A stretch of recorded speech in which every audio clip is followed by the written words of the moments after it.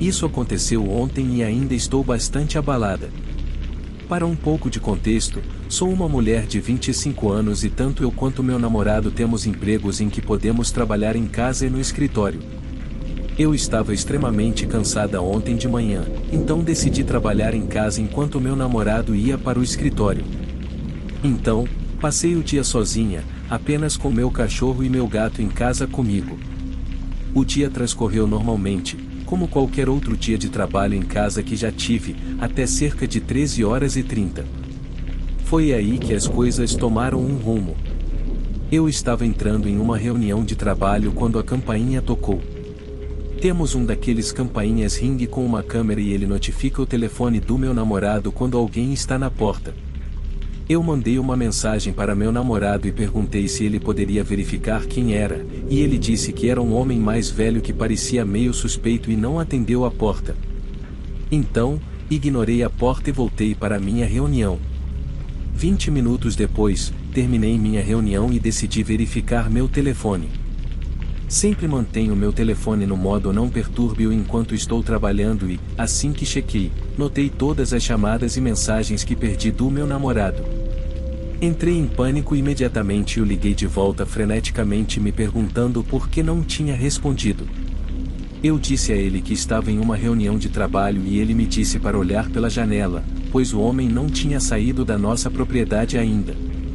Eu andei muito silenciosamente até as janelas da frente da nossa casa e dei uma espiada. E, com certeza, o homem estava na nossa entrada. Ele estacionou seu velho caminhão batido ao lado do nosso carro, na nossa entrada, e olhava de um lado para o outro de maneira muito suspeita. Ele usava calças sujas e uma regata cinza suja. Eu imediatamente corri de volta para nosso quarto e, nesse ponto, meu coração estava batendo forte no peito. Tentei me confortar dizendo que talvez ele estivesse na casa errada, mas não, o homem começou a olhar pelas nossas janelas, tentando ver para dentro, e ele tentou abrir nosso portão, que estava trancado. Como mencionei antes, tenho um cachorro grande e, nesse ponto, ele estava rosnando e grunhindo na porta da frente. Como ainda estava com meu namorado no telefone e ele estava assistindo ativamente ao homem pelo aplicativo da câmera em seu telefone, perguntei o que deveria fazer, pois estava em pânico total e completamente sozinha. Ligue para o 911, ele disse firmemente. Fiz o que ele disse e, com mãos trêmulas, liguei. Enquanto esperava a polícia chegar, mandei uma mensagem para minha mãe para avisá-la da situação e ela imediatamente largou o que estava fazendo e disse que estava a caminho. O homem ainda estava rondando a casa e olhando pelas nossas janelas. Nesse ponto, eu não tinha ideia de quais eram suas intenções, mas, pelo que parecia, elas não eram boas, e eu tinha muito medo de que ele me visse. Assim que o homem viu a polícia se aproximando da rua, ele pulou em seu caminhão e saiu em disparada. Corri para fora para falar com o policial e, nesse ponto, minha mãe também havia chegado, chorando. Expliquei o que aconteceu e, felizmente, minha mãe pegou o número da placa do carro do homem. A polícia também pegou o número da placa e a descrição dele, e me disseram que ficariam de olho nele. Sei que isso pode não parecer tão assustador quanto algumas das outras histórias aqui, mas quando você está sozinha e há um homem olhando pela sua janela e não sai da sua propriedade, você não tem ideia de quais são suas intenções, e é absolutamente aterrorizante. Não consegui dormir na noite passada porque estava tão aterrorizada, pensando que ele poderia voltar para tentar terminar o que começou. Espero que a polícia me ligue com uma atualização, já que temos o número da placa dele, e se eles ligarem, fornecerei uma atualização. E ao estranho que não saiu da minha propriedade, por favor, não volte novamente.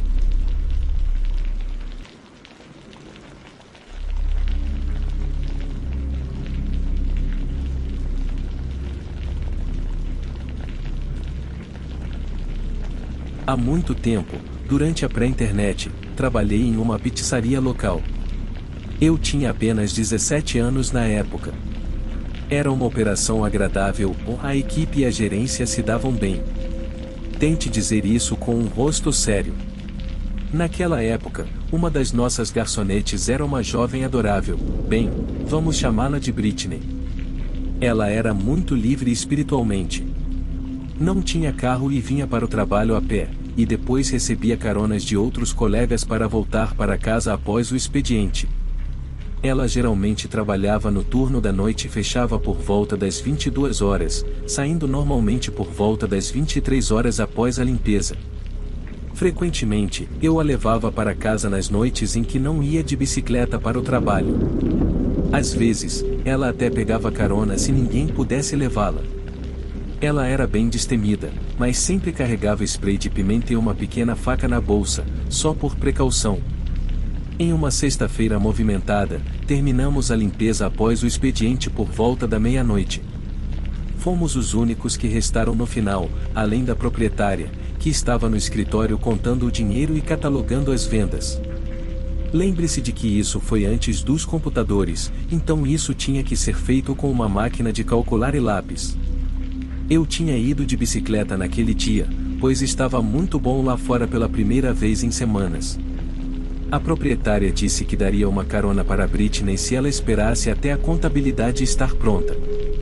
Isso levaria mais 1 hora ou mais. Ela decidiu não esperar e disse que pegaria uma carona para casa. Ambos tentamos dissuadi-la de fazer isso, e eu disse que ela talvez nem conseguisse uma carona em 1 hora, de qualquer forma. Mas ela apenas riu e disse: "Bem, sou uma garota bonita, com ótimas pernas, alguém vai parar, e eu tenho meu kit de defesa." Honestamente, eu não acho que o canivete dela fosse de qualquer utilidade. Eu teria até cortado uma maçã, mas era algo e o spray de pimenta que ela usou pelo menos seria eficaz. Eu a acompanhei para fora e conversamos por um tempo no estacionamento. Ela brincou sobre sentar no guidão da minha bicicleta e disse que eu poderia levá-la para casa de bicicleta. É claro que não era uma opção, então nós dois rimos. Eu me ofereci para ficar com ela até que ela conseguisse uma carona, mas ela disse não obrigada e que ninguém pararia se a visse com um cara de bicicleta, e isso os deixaria desconfiados de que estávamos tramando alguma coisa. Então nos despedimos e seguimos em direções separadas. Ela não se apresentou para o trabalho no próximo dia programado, que era segunda-feira seguinte. Isso era muito incomum, ela nunca se atrasava para o trabalho ou perdia um turno sem ligar alguns dias depois. A mãe dela entrou freneticamente perguntando se a filha tinha ido trabalhar. Ela não tinha voltado para casa nem ligado desde sexta-feira à noite. Se ela estivesse chegando tarde em casa ou ficando em algum lugar, ela sempre ligava para a mãe. Ficamos todos um pouco assustados. A mãe dela acabou denunciando o desaparecimento e a polícia apareceu e questionou tanto a mim quanto o proprietário sobre aquela sexta-feira à noite. O dono sendo uma mulher de meia idade e eu sendo um garoto pateta de 17 anos não os interessava muito como suspeitos em potencial ou mesmo pessoas de interesse. Depois que a polícia saiu, a provocação começou. Funcionários de restaurantes podem ser um grupo difícil, especialmente a equipe de cozinha, e a maioria tem um senso de humor muito negro, pelo menos aqueles com quem eu trabalhava. Isso continuou pelos próximos turnos e as coisas não ajudaram quando ficou evidente que eu fui a última pessoa a vê-la viva. A polícia voltou para a pizzaria e me questionou novamente, e também aos meus pais, o que é claro os assustou. Finalmente, cerca de uma semana depois que ela desapareceu, um colega de trabalho estava realmente me infernizando com isso, dizendo às garçonetes para não chegarem perto de mim ou elas poderiam desaparecer. Eu finalmente cansei de seus comentários dissimulados depois que ele me perguntou sarcasticamente onde eu tinha jogado o corpo. Eu rebati na parte inferior do Lago Fim, Lago da Bahia Fim. Você quer se juntar a ela? Claro, todos que ouviram isso exclamaram "oh" e nos incentivaram a brigar, sendo eu um idiota de 17 anos. Eu disse sim, coloquei-a no guidão, cavalguei até a represa e a joguei fora. Agora cale a boca e me deixe em paz. Isso silenciou a todos. Ele acabou me xingando e acabamos voltando para nossas funções. Bem, o corpo de Britney apareceu no reservatório. Ela havia sido abusada sexualmente e esfaqueada até a morte. Havia uma razão pela qual seu corpo não foi descoberto antes, mas não consigo mais me lembrar por quê. Nem preciso dizer que a polícia ficou muito mais interessada em mim agora, depois daquele desabafo sarcástico no restaurante, onde eu sem saber previ quase a forma exata como seu corpo foi descoberto.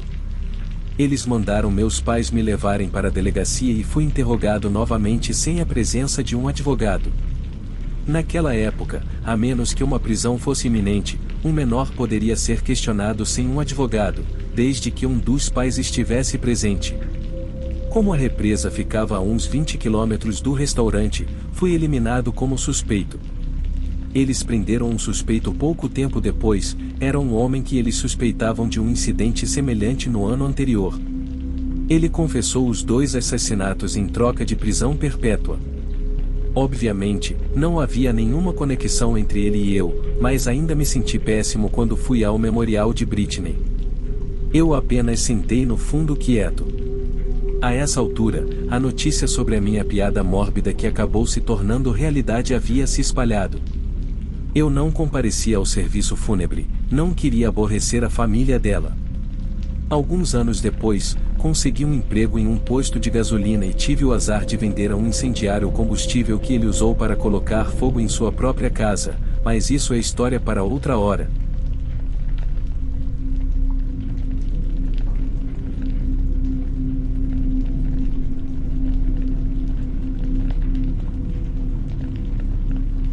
Para contextualizar, isso aconteceu há quase 2 anos.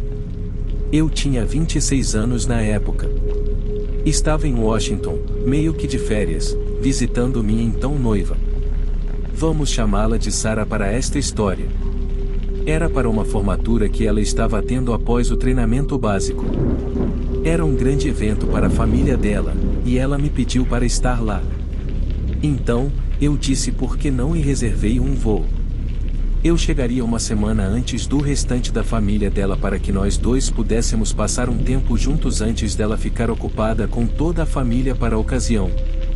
Ela ficou comigo no meu hotel durante esse tempo, e eventualmente decidimos que queríamos sair e explorar alguns dos pontos históricos próximos que Washington tinha a oferecer. Eu nunca tinha estado lá, é claro, então a ideia me interessou. Uma vez que chegamos ao nosso destino, passamos cerca de 4 horas caminhando e vendo todos os pontos, desde o Memorial Lincoln até o Monumento a Washington, o prédio do Congresso e até a Casa Branca. Foi uma experiência muito divertida e emocionante para mim ver todos esses lugares, já que eu havia perdido uma viagem escolar para visitá-los quando estava no ensino médio. Sarah, na época, parecia apreciar meu interesse neles, e basicamente nos divertimos. Depois, quando finalmente decidimos que tínhamos caminhado o suficiente e estávamos prontos para voltar ao hotel, usamos o aplicativo Uber para chamar um carro. Já tínhamos usado antes para chegar e não tivemos problemas, então decidimos usá-lo novamente para a volta. Sarah fez o pedido no telefone dela, enquanto eu me sentava à sombra e esperava. Estava bem cansado por toda a caminhada que fizemos, e sentia que estava pronto para voltar ao hotel para uma boa soneca. Eventualmente, depois de cerca de 10 minutos de espera, um carro parou na nossa frente. Sarah me mencionou que este devia ser o nosso Uber, já que o lugar onde ele parou não era uma vaga de estacionamento. Eu me levantei e a segui até o carro, onde ela abriu a porta de trás e entrou, perguntando ao motorista: "Ei, você é o Uber, certo?" Ele deu um leve aceno para ela sem dizer nada, e então eu a segui para dentro do carro, fechando a porta atrás de mim. Agora, olhando para trás, percebo o quão burros fomos. Deveríamos ter perguntado o nome do motorista e verificado no aplicativo. Eu não tinha acesso a nada disso, já que Sarah era quem tinha feito o pedido no telefone dela, então nenhuma dessas preocupações ocorreu para mim na época.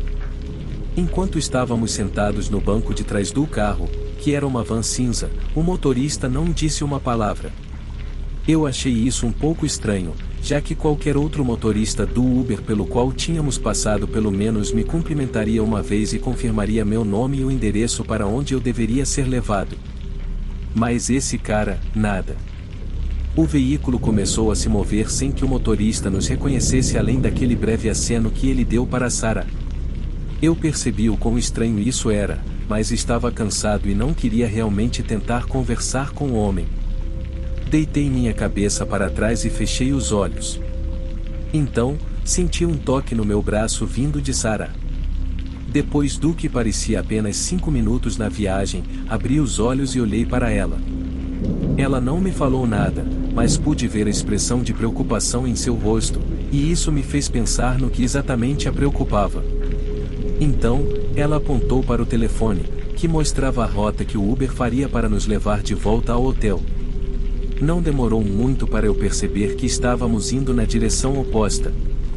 Pude ver a cor sumir do rosto de Sarah pouco depois que uma notificação apareceu em seu telefone dizendo que nosso Uber havia chegado, seguida por uma mensagem do motorista perguntando onde estávamos. A foto que apareceu no telefone de Sarah não correspondia ao motorista da van. Meu coração afundou no estômago. Entendi naquele momento que tínhamos nos metido em uma situação que nunca pensei que estaríamos. Lentamente, olhei para trás para o motorista, mas não disse nada. Não sabia quais eram as intenções desse homem ou do que ele era capaz, e honestamente não queria descobrir. Apenas sabia naquele momento que tinha que tirar nós dois daquela van. Me inclinei para frente e disse ao homem que mudamos de ideia e ficaríamos bem em ser deixados onde estávamos.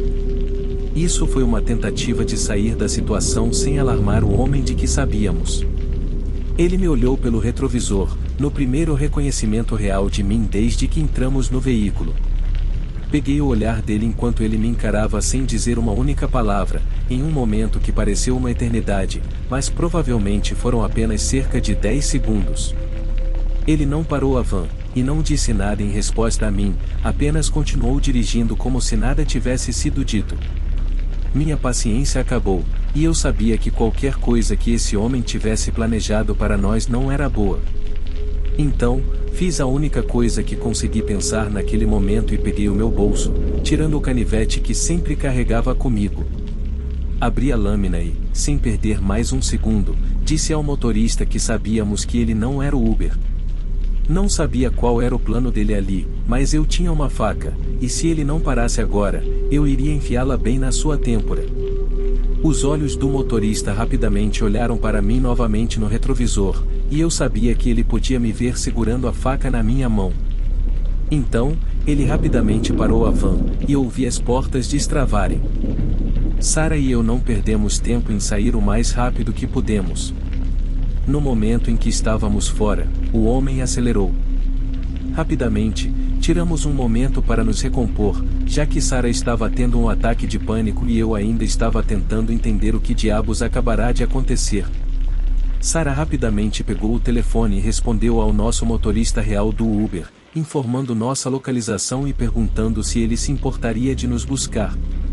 O motorista do Uber chegou alguns minutos depois, e desta vez nos certificamos de que era o carro certo. Contamos a ele tudo o que aconteceu. Ele então nos informou de algo que fez o sangue em minhas veias virar gelo. Ele nos disse que houve recentemente vários casos em que pessoas se passavam por motoristas do Uber naquela área, já que era fácil encontrar muitos turistas por lá que não pensariam duas vezes em entrar em um carro pensando que era um Uber ou um táxi. O cara nos disse que tínhamos muita sorte de ter saído daquela. Voltamos ao hotel sem problemas e rapidamente relatamos o incidente à polícia local. Damos a descrição do motorista desconhecido e da van que ele dirigia. A polícia nos disse que ligariam com qualquer informação adicional, mas nunca mais ouvimos falar deles, então estou assumindo que o homem nunca foi pego ou encontrado. Isso me preocupa porque ele ainda pode estar por aí fazendo isso com alguém. Percebo como fomos estúpidos e como não verificamos o veículo antes de entrar nele. Mas que isso sirva de lembrete para todos ouvirem, sempre verifique e esteja ciente do seu entorno.